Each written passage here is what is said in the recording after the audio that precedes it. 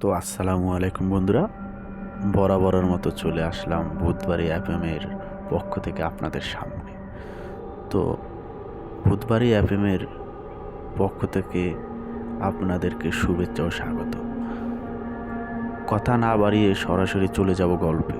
গল্পটা আজ থেকে বহুদিন পুরনো একটি গল্প। গল্পটা আমার এক পরিচিত লোক থেকে শোনা। গল্পটা ছিল কোনো এক বর্ষার সিজনের। তো ঘটনাটি ঘটে যায় কোনো এক রাত্রে। তো এক অল্প বয়সী যুবক, সে এখনো ভূত প্রেত এগুলো এখনো কিছুই বোঝে না। সে মনে করে সবই কাল্পনিক গল্পতে গঠিত একটি কথা।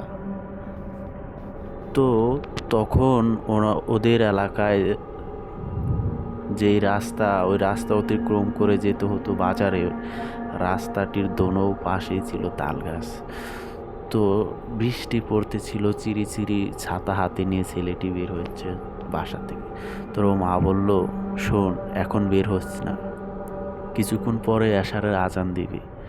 এমনিতে আমাদের বাসার যে রাস্তাটা, ওই রাস্তাটা তত একটা ভালো না। তো ছেলে বলল, মা, এগুলো তুমি কি বলছো? এগুলো শুধুই কাল্পনিক কথা, বাস্তবে এগুলো হয় না। তো মা আবারও বলল, বাবা, তোর এখনো বয়স কতটুক, 18 কিংবা 20? তুই এখনো এগুলো সম্পর্কে কিছুই জানিস না, কখনো দেখিসনি, তো এজন্য তুই বুঝতে পারছিস না। তো বলছে, মা, তুমি আমাকে ভয় দেখিও না, আমিও আর 10টা ছেলের মতো ভীতু না। তো মা বলল, ঠিক আছে, যাস, কিন্তু সাবধানে রাস্তা অতিক্রম করিস, তালতলার ওই জায়গা দিয়ে। তো বাসা থেকে বের হয়ে কিছুটা যেতে আজানের ধ্বনি শোনা যাচ্ছিল। আপনারা যারা ভূত এফএম কিংবা আপনাদের চাচা মামা খালার থেকে গল্প শুনেছিলেন কিংবা আপনাদের বাপ মা বলেছে, অবশ্যই জেনে থাকবেন যে আজানের সময় ভূত প্রেত আত্মা এগুলো লুকানোর চেষ্টা করে। আজান এমন একটা পবিত্র শব্দ, যার শব্দ শোনার মাত্র ভূতরা পলাবার জন্য হন্যা হয়ে যায়। তো ওই সময় আজান চলতেছিল, আর ওই মুহূর্তে ওই ছেলেটি তালতলার পথ অতিক্রম করতেছিল। তো আজান শুনতেছে আর চলতেছে।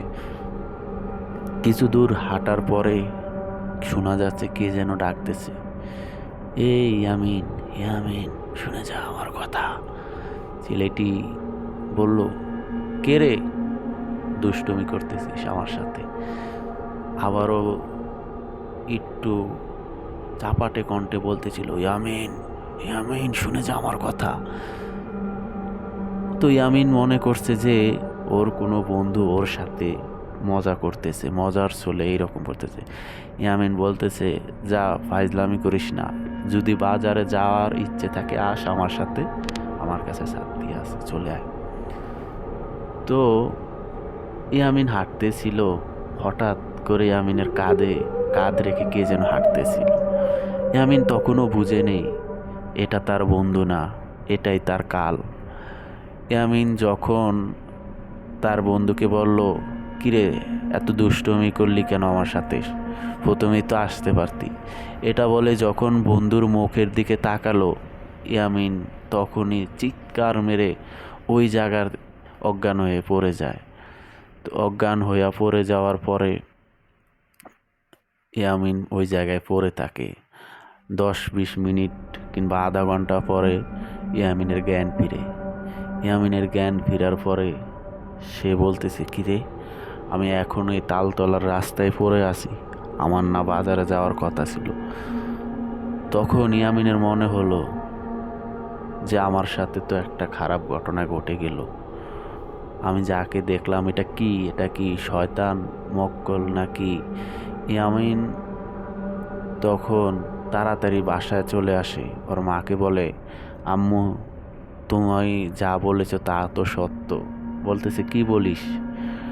কয়, আমি যখন বাজারের উদ্দেশ্যে যাইতেছিলাম, তখন আমাকে কে যেন পিছে থেকে ডাকতেছিল, ইয়ামিন ইয়ামিন শুনে যা। তো আমি চিন্তা করলাম যে আমার কোনো বন্ধু মনে হয় আমাকে ডাকতেছে।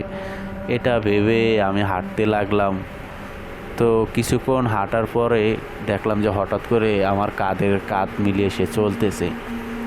তো দেখলাম, ওর দিকে তাকিয়ে দেখলাম যে একটা দেহ আছে, শুধু ওই দেহতে কোনো মাথা নেই, গলাটা কাটা আর শুধু রক্ত বের হচ্ছে।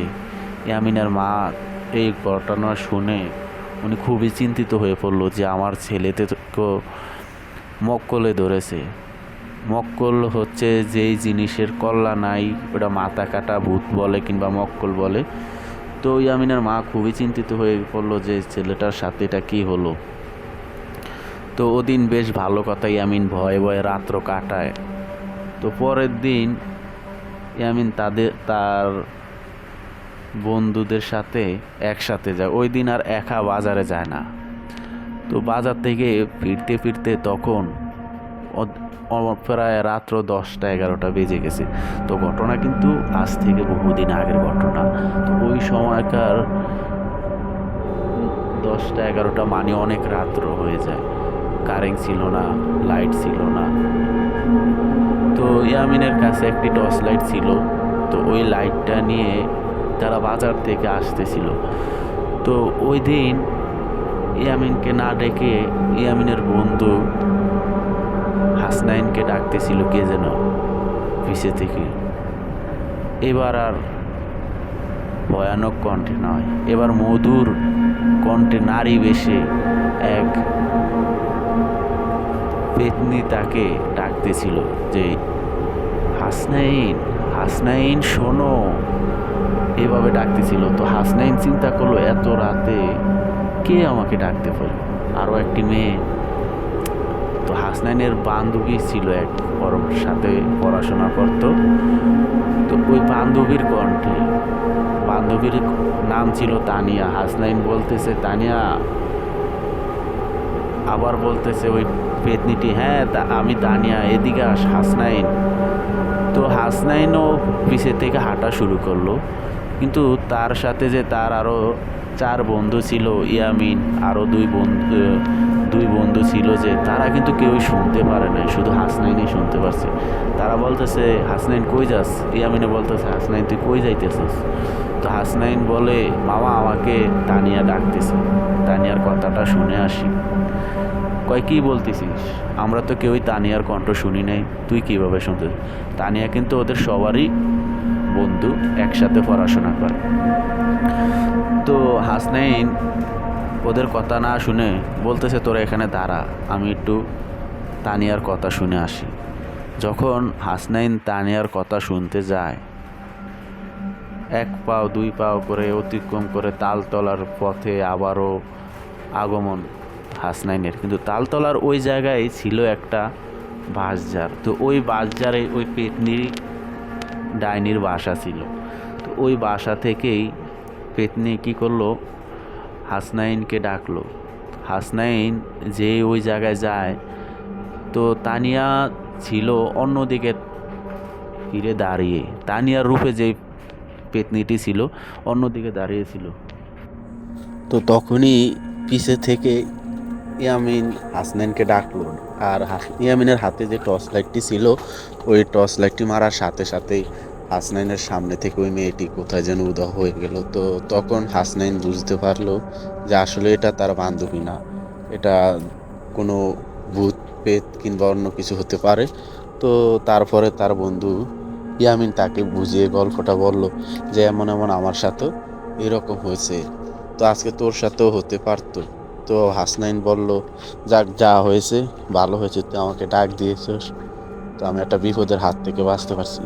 তো আপনারা যারা এসব আপনাদের এলাকায় এই সমস্ত জায়গা আছে, ওইসব জায়গা থেকে খুব সেফভাবে চলার চেষ্টা করবেন। তো পরবর্তী আরেকটা ভিডিওতে আপনাদের সাথে কথা হবে। এই পর্যন্তই, আল্লাহ হাফেজ।